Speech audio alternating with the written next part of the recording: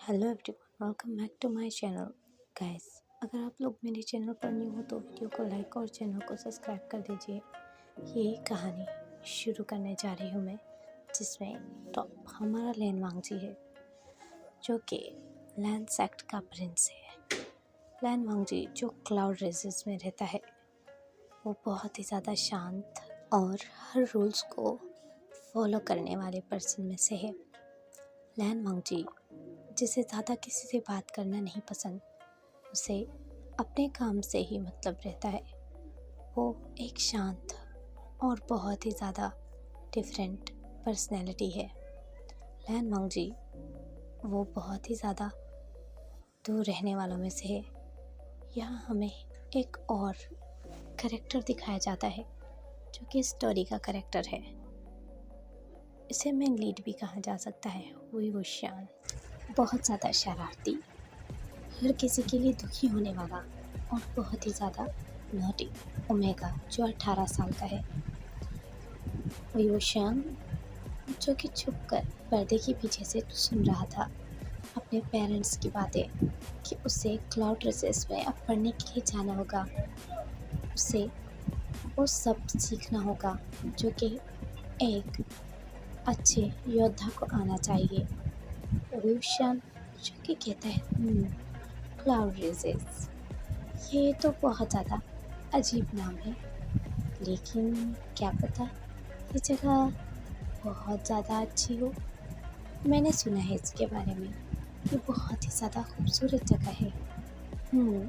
मुझे वहाँ जाना होगा। मैं वहाँ पहाड़ों में घूमूंगा, नए नए दोस्त बनाऊंगा और कोई ऐसा जो मेरे लिए हमेशा मेरे पास रहे, एक ऐसा दोस्त बनाऊंगा। यहाँ लैन वांगजी की तरफ दिखाया जाता है। लैन वांगजी जो इस वक्त प्रैक्टिस कर रहा था, उसे तलवारबाजी करते हुए देख सब हैरान थे।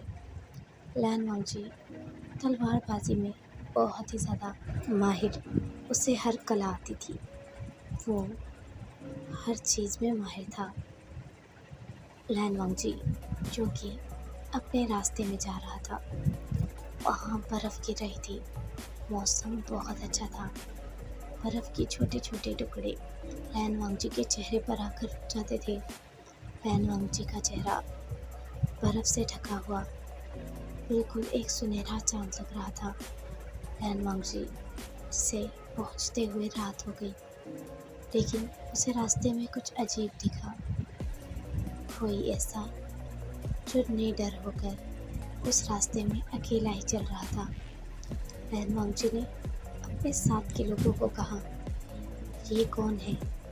उन्होंने कहा, ये कोई और नहीं, यहाँ के गांव का एक पागल इंसान है, जो हमेशा चेहरे पर मुखौटा पहन के रखता है। शायद वो दिखने में बहुत बदसूरत है, इसीलिए वो यहाँ पर रात भर तलवारबाजी और तीरंदाजी सीखता है जंगल में। उसे कोई भी नहीं मिलना पसंद करता और वो इसी तरह अकेला रहता है। वो यहाँ के चपरासी का बेटा है। लैन वांगजी जो चुपचाप उस की तरफ देखता है, जो इस वक्त अंधेरे में भी तीरंदाजी कर रहा था। लैन वांगजी ने कहा, कौन हो तुम? और लैन वांगजी उसके करीब जाकर खड़ा हो गया। उसने अपने मास्क को थोड़ा और अपने चेहरे पर संभालते हुए रखा और कहा, मैं जो भी हूँ, तुम्हें उससे क्या मतलब? और वैसे भी लैन कबीले के लोग यहाँ क्या कर रहे हैं? मैं मो हूँ, मेरा नाम मो है और मैं अच्छे से अपने कबीले की देखभाल कर सकता हूँ। और तुम कौन हो? वांगजी ने कहा, मेरा नाम लैन वांगजी है, मैं क्लाउड रेसेस से हूँ। हम यहाँ पर कठपुतलियों को पकड़ने के लिए आए हैं। तुम्हारा इस तरह बाहर रहना ठीक नहीं। तुम एक ओमेगा हो तो तुम्हें अपने घर रहना चाहिए। मो की आंखें बड़ी बड़ी हो गई जब उसने ये सुना कि लैन वांगजी ने उससे कहा कि वो एक ओमेगा है। मो ने कहा, तुम्हें किसने कहा कि मैं एक ओमेगा हूँ? लैन वांगजी ने कहा, मैं जानता हूँ, बस मैं चाहता हूँ कि तुम बाहर नहीं आओ। बाहर रहने से तुम्हारी जान को खतरा हो सकता है। मुझे किसी की ज़रूरत नहीं है और ना ही मुझे कोई खतरा है। मेरी फ़िक्र करना छोड़ो और अपनी फ़िक्र करो। वो ऐसा कहते हुए वहाँ से भाग गया। लैन वांगजी उसकी तरफ बस देखता रहा। अब लैन स्टूडेंट लैन वांगजी को कहते हैं, लैन वांगजी, हमें यहाँ से चलना चाहिए। प्रिंस लैन वांगजी ने ऐसा कहते हुए वहाँ से जाने लगे। यहाँ मो जो दरख्त के पीछे छुपकर लैन वांगजी को देख रहा था, उसने कहा तो वो बहुत ही ज़्यादा स्ट्रॉन्ग अल्फा है। देखने में तो वो बहुत ज़्यादा सुंदर है, पर वो बहुत बदतमीज़ है। उसे मुझसे ऐसे बात नहीं करनी चाहिए। आखिर शायद वो मुझे जानता नहीं मैं कौन हूँ। वो अब हंसने लगा, लेकिन अचानक से ही कठपुतली ने मुँह पर हमला कर दिया। वो इस वक्त अपने ही खुशी में मगन था, तो उसे याद नहीं रहा कि यहाँ पर बहुत सारी कठपुतलियाँ हैं जो उस पर हमला कर सकती हैं। वो ने पहले तो उसका मुकाबला किया, लेकिन कठपुतली बहुत ही ज़्यादा ताकतवर थी। वो ने फिर भी हार नहीं मानी और मो ने उसे हरा दिया। मो ने अब उस कठपुतली को बांध दिया था और कठपुतली पर एक तावीज़ रख दिया, जिससे कठपुतली कुछ ही देर में एक इंसान बन गई और बेहोश होकर वहीं पड़ी रही। अब मो को यहाँ से चिल्लाने की आवाज़ आई। अब मो वहाँ पर जाता है और देखता है सारे लैन स्टूडेंट बेहोश होकर गिरे हुए थे। मो ने हवा को सूंघते हुए कहा, लगता है यहाँ पर किसी ने वो जहरीला धुआं छोड़ा है, जिससे इंसान 3 दिन तक सोता रहता है ताकि वो इनके साथ कुछ भी कर सके। यहाँ सारे हैं, पर वो नहीं। नक चढ़ा समझा था। बहुत ज़्यादा अकड़ू बदतमीज़ है वो, लेकिन सुंदर भी है। चलो ठीक है, आप हम उसे बचाते हैं। वांगजी, लैन वांगजी, यही था ना उसका नाम। और भी हंसने लगा। ये कोई और नहीं, ये विंगी है, जो मो बनकर एक पागल बनकर सारा दिन जंगलों में और यहाँ वहाँ भटकता रहता है। वो अपनी आज़ादी की ज़िंदगी जीता है।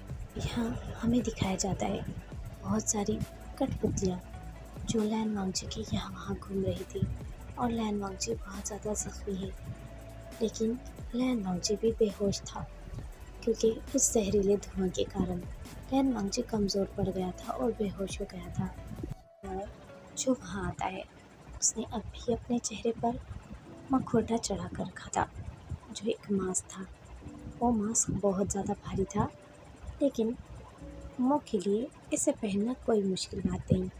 मो हंसते हुए देखता है ज़मीन पर गिरे हुए लैन वांगजी को, जो सफ़ेद पोशाक में है। उसके सफ़ेद कपड़े जो कीचड़ में गंदे हो गए थे। अब मो ने कहा, लैन वांगजी, शायद तुम्हें नहीं पता, ये कठपुतलियाँ मेरे इशारे पर चलती हैं। अब उन्होंने कुछ तावीज़ और कुछ पिन्स निकाली, जो कुछ पिन्स मो ने उन कठपुतलियों की गर्दन पर चुभा दी, जिससे वो कठपुतलियाँ मो के ऑर्डर्स को फॉलो करने लगी। अब कठपुतलियों को मो ने ऑर्डर दिया कि वो लैन वांगजी को उठाकर उसे एक सेफ प्लेस पर ले जाए। वांगजी की आंखें खुली। वांगजी ने खुद को एक बर्फीली गुफा में महसूस किया। वांगजी उठकर यहाँ वहाँ देखने लगा, तो उसकी नज़र मो पर पड़ी, जो उस बर्फीली गुफा में बैठा हुआ उसके जागने का इंतज़ार कर रहा था। मो वांगजी की तरफ देखता है और कहता है, तुम मुझे सुरक्षित रहने का कह रहे थे, खुद तो अपना ध्यान रख नहीं पाए। चलो ठीक, मैंने तुम्हारे लिए काढ़ा बनाया है, ये पी लेना, तुम्हें ताकत देगा ये। और हाँ, तुम्हारी इनर सोल जो डैमेज हो चुकी है, ये उसे भी हील करेगा। मुझे अब जाना चाहिए, लेकिन मेरा तुम पर कर्ज है, और हाँ, इस एहसान के बदले मैं तुमसे कभी भी कुछ मांग सकता हूँ। तुम्हें यहाँ पर अपने दस्तखत करने होंगे।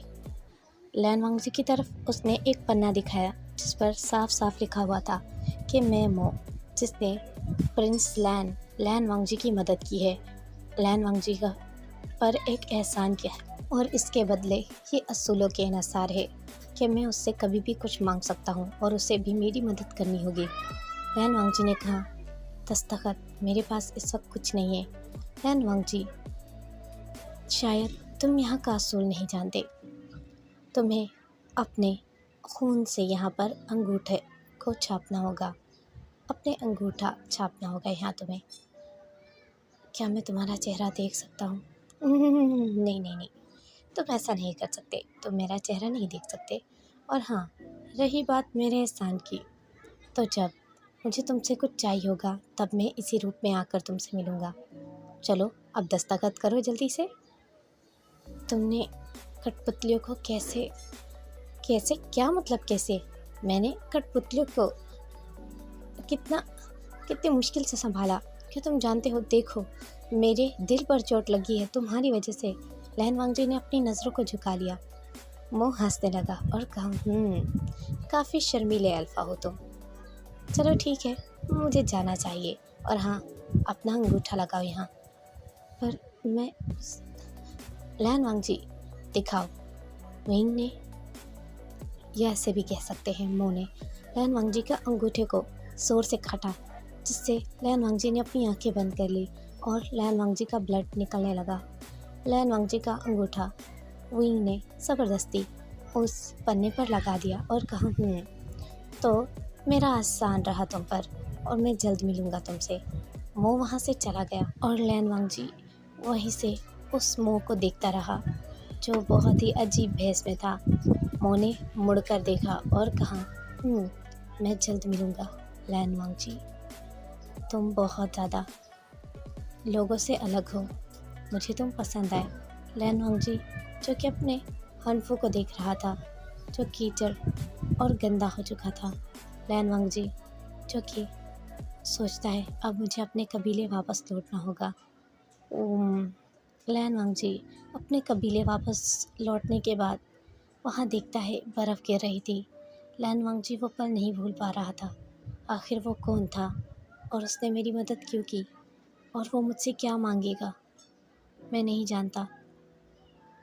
यहाँ हमें क्लाउड रेजेस की तरफ दिखाया जाता है जहाँ सब कबीलों से बहुत ज़्यादा यंग स्टूडेंट आए थे और यहाँ वांगजी जो अपना ध्यान लगा रहा था।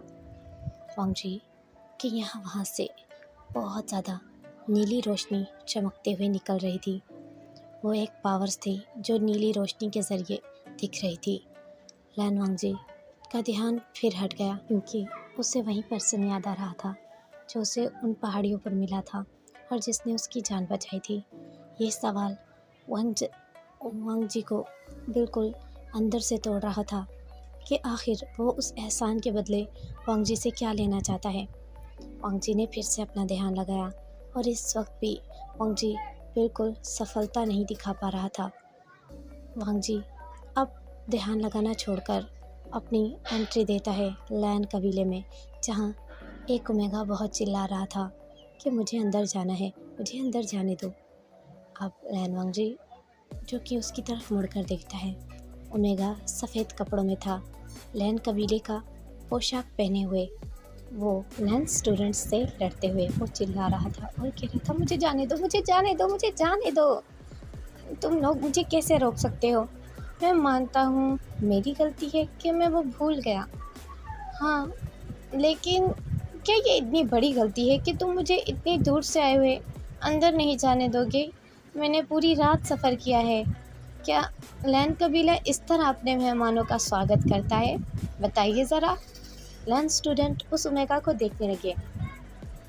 लैन स्टूडेंट जल्दी से वो करने लगे। जब उन्होंने देखा कि उनके लैन प्रिंस लैन वांगजी आ रहे हैं तो वो झुककर लैन प्रिंस को वो करने लगे, जहाँ विंग ने झुकना ठीक नहीं समझा और लैन प्रिंस से कहा, लैन प्रिंस देखिए, आपके स्टूडेंट्स मुझे जाने नहीं दे रहे, आप इन्हें कहिए ना मुझे जाने दें। लैन वांगजी ने पूछा, तुम्हारा निमंत्रण पत्र कहाँ है? वो तो मैं भूल गया और मुझे याद भी नहीं है वो मैंने कहाँ रखा था। लैन वांगजी ने कहा, तो आप अंदर आ नहीं सकते, आपको निमंत्रण पत्र लेकर आना होगा। और लैन वांगजी ऐसा कहते हुए चला गया। हाँ, वो ऐसा कैसे जा सकता है? विंग को इग्नोर किया। उसे इसके लिए पछताना पड़ेगा। वो सच में काफ़ी खड़ूस है। मैंने सही सुना था उसके बारे में।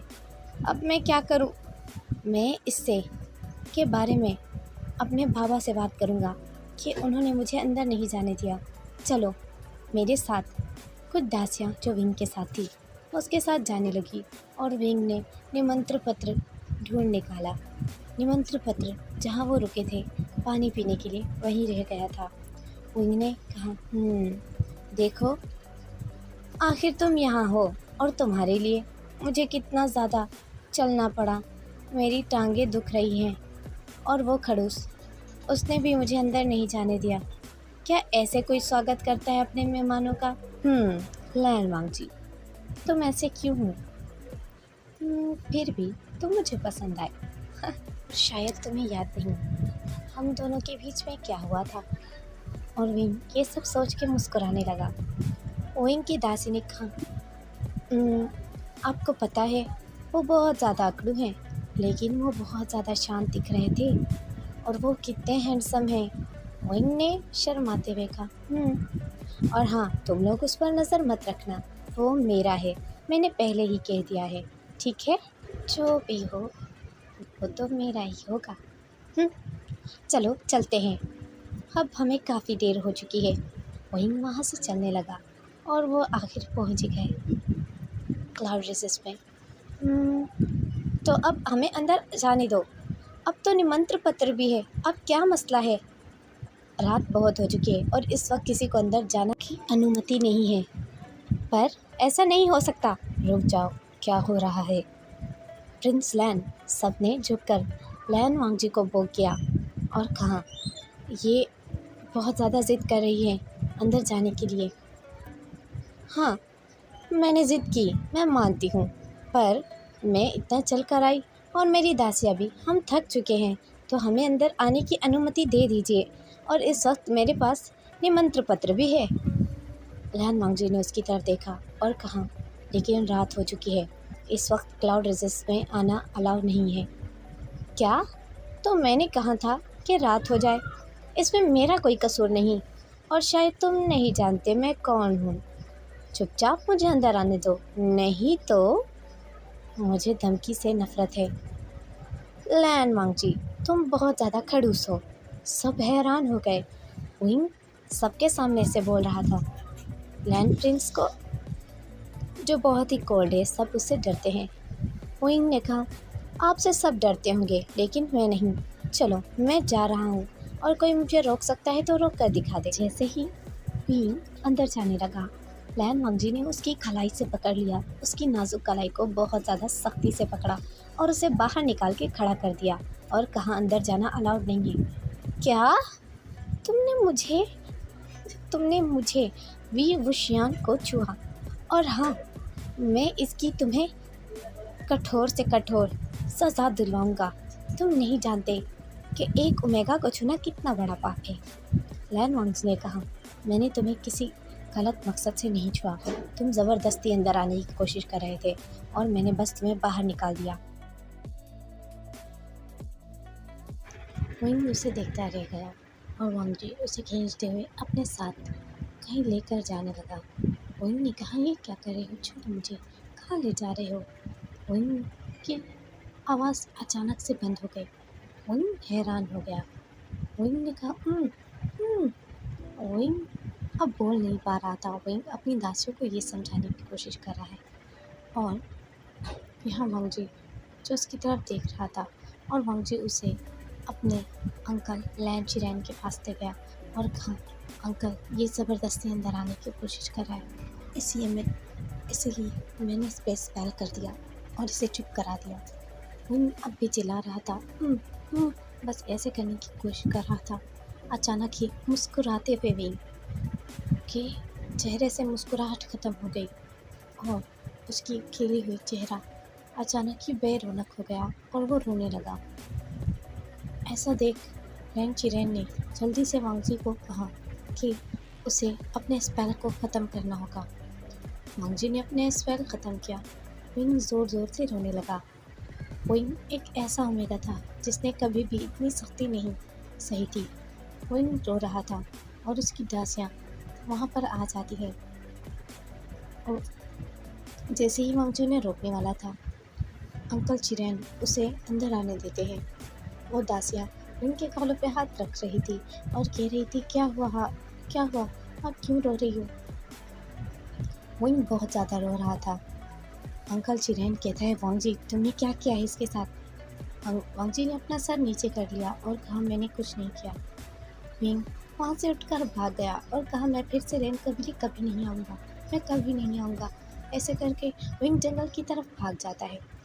आई होप कि स्टोरी का फर्स्ट पार्ट आपको बहुत अच्छा लगा होगा। आई होप कि आप लोग इसका नेक्स्ट पार्ट का बहुत वेट करेंगे। अगर स्टोरी पसंद आई है तो वीडियो को लाइक कर दीजिए, चैनल को सब्सक्राइब कर दीजिए और हाँ, मेरा दूसरा चैनल भी है, उसे भी सब्सक्राइब कर देना। Bye bye.